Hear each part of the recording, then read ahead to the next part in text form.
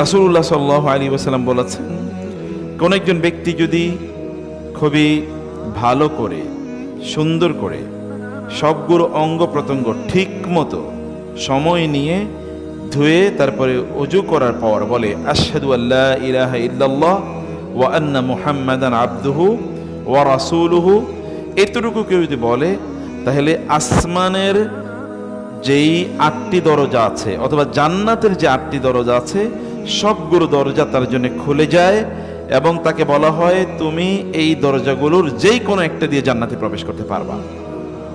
কি বলতে হবে?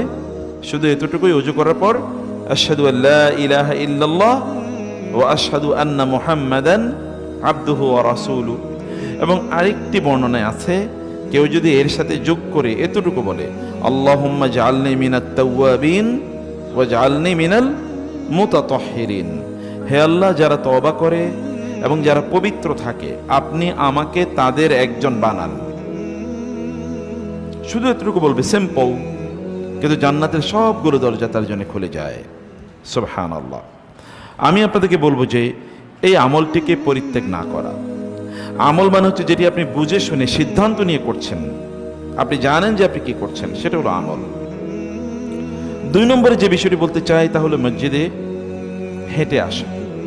বাসা যদি কাছাকাছি হয় তাহলে হেঁটে আসা, দূর হলে তো আর কোনো কথা নেই, কিন্তু কাছাকাছি বাসা হলে মসজিদে হেঁটে আসা। আল্লাহ রাসূল সাল্লাল্লাহু আলাইহি ওয়াসাল্লাম বলেছেন, কেউ যদি তার বাসায় ওযু করে অতঃপর মসজিদে হেঁটে আসে, যে কোনো মসজিদে, সেখানে কোনো ফরজ নামাজ আদায় করার জন্য, যেমন আপনি জুমা নামাজ আদায় করতে এসেছেন, তাহলে তার প্রত্যেকটি পদক্ষেপের কারণে আল্লাহ সুবহানাহু ওয়া তাআলা একটি করে গুনাহ মাফ করে দেবেন এবং একটি করে সম্মান মর্যাদা, জান্নাতে তার মর্যাদা আল্লাহ তাআলা একটি একটি করে বাড়িয়ে দেবেন। আপনি ঘর থেকে এখানে আসার জন্য যদি 1000 কদম ফেলে আসেন তাহলে 1000 কদমের প্রত্যেকটা কদমের কারণে একটা একটা করে গুনাহ আল্লাহ মাফ করে দেবেন। আবার সম্মান একটা একটা করে, প্রমোশন, পোস্ট প্রমোশন একটা একটা আল্লাহর করে কাছে বাড়তে থাকবে। কিন্তু শর্ত হলো বাসায় ওযু করতে হবে। অনেকে মসজিদে আসেন, বাসায় ওযু করেন না, এখানে এসে ওযু করেন। আছে কিনা এরকম? আছে।